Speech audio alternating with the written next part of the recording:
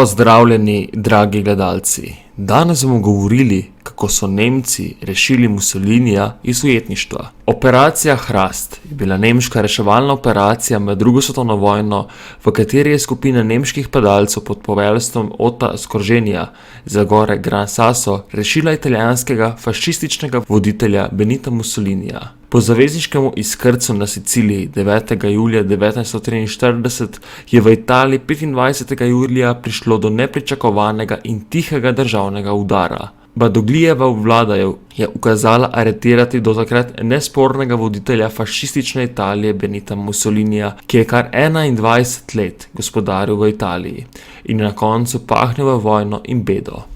Aretacija se je zgodila pod pretvezo, da se na Mussolinija pripravlja atentat in da ga želijo z aretacijo rešiti pred smrtjo. Ta je temu verjel in se Bagdoliju zahvalil za pomoč. Po Mussolinijevi aretaciji je Italija nameravala nadaljevati vojno na strani Nemcev. 2 dni po aretaciji so Mussolinija poslali na kazenski otok Ponza v bližini Neaplja. Tam je 29. julija klavrno praznoval svoj 60. rojstni dan. 6. avgusta je vlada v strahu, da bi Nemci odkrili njegovo bivališče, dala Mussolinija premestiti na otok La Maddalena pri Sardiniji. Ko je Hitler izvedel za aretacijo svojega fašističnega prijatelja in zaveznika, se je odločil nemudoma ukrepati, saj se je zavedal, da se kaj podobnega lahko zgodi tudi njemu. V Berlin je nemudoma poklical Otto Skorženija, častnika v enotah SS, ki je v svoji vojaški preteklosti izvedel nešteto drznih akcij na sovražnikovem ozemlju. Če poznate film James Bond oziroma knjigo o Jamesu Bondu, Otto Skorženji je neke vrste inspiracija za ta film. Tip je dejanski nemški agent 007. No, skratka, Hitler Otto Skorženju ukaže, da naj na kakršen koli način reši Mussolinija iz ujetništva. Priprave na operacijo so se začele že naslednji dan po sestanku s Hitlerjem. Reševalna akcija naj bi bila del večje operacije Student, katere cilj je bil, da bi v Rimu organizirali profašistični puč. Operacija je propadla, saj so ljudi, ki so hoteli narediti puč, pravočasno odkrili in jih aretirali.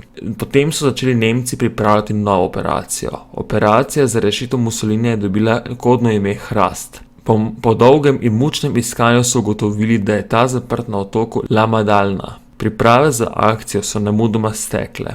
Nato pa so Mussolinija ponovno namestili neznano kam in reševalna akcija je ponovno propadla. 8. septembra, 5 dni po zavezniškem izkrcanju na Apeninskem polotoku, je Italija kapitulirala. Kot pogoj za sklenitev premirja so zavezniki zahtevali izročitev Mussolinija. Zdaj je Nemcem začela teči voda v grlo, saj so morali najti fašističnega diktatorja, še preden bi ga Italijani lahko izročili zaveznikom. Nato pa je nemški načelnik policije v Rimu prestregel poročilo namenjenemu italijanskemu notranjemu ministrstvu. V sporočilu je pisalo, da je Mussolini zaprt v smučarskem središču Gran Sasso v Apeninih. Nemci so nemudoma poslali izvidnike.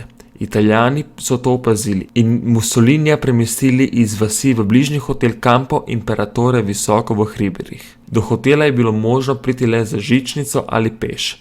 Po letalskem izvedovanju so Nemci ugotovili, da je do hotela možno priti tudi iz zraka, zato so nemudoma stekle priprave. Načrt je bil zaradi omejenega prostora pristanka ter zračnih tokov izredno tvegan in drzen. Načrt za napad je bil tak: 112 nemških padalcev naj bi pred hotelom pristalo z 12 jadralnimi letali. 26 padalcev naj bi pri pristanku nemudoma napadlo hotel, medtem ko bi se druga skupina padalcev z avtomobilom spustila v vas v dolini in zasedla spodnjo postajo žičnice, da bi preprečili upiranje italijanskih karabinerjev, ki so stražili Mussolinija. So Nemci se seboj vzeli še italijanskega generala Soletija. 12. decembra 1943 ob 13. uri so se iz rimskega letališča Pratica di Mare dvignila jadralna letala in poletela proti svojemu cilju. Med pristankom na gori pa se je eno letalo razletelo, tako da je bila večina njegove posadke ranjena.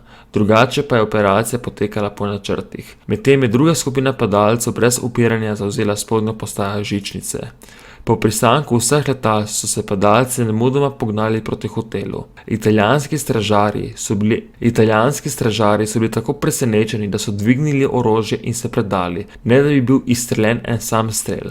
Pozneje se je izkazalo, da so italijanske oblasti karabinerjem ukazale, naj se ne upirajo, če bi Nemci poskušali osvoboditi Mussolinija. Glavnega dela akcije je bilo konec, sledila je evakuacija Mussolinija. Poleg jadralnih letal je pred hotelom pristalo tudi majhno letalo Fiesler Storch, ki je imelo nalogo evakuirati Mussolinija iz gore. Med vzletom iz gore je majhno letalo na strmem pobočju gore premetavalo kot list v vetru, vendar je ta kljub temu uspel poleteti proti Rimu. Od tam je italijanski voditelj odpotoval naprej na Dunaj, nato pa v München, kjer se je srečal s Hitlerjem. Teden dni po osvoboditvi se je Mussolini iz Münchna vrnil v Italijo. Začelo se je 600 Mussolinijevih dni. V tem obdobju je nastala tako imenovana Italijanska socialna republika. Njeno ozemlje pa se je zaradi nemške priključitve Južne Tirolske ter zavezniškega prodiranja z juga nenehno krčilo. Mussolini je tako postal le lutka v rokah Hitlerja. Tako je ostalo vse do njegove klavrne smrti leta 1945.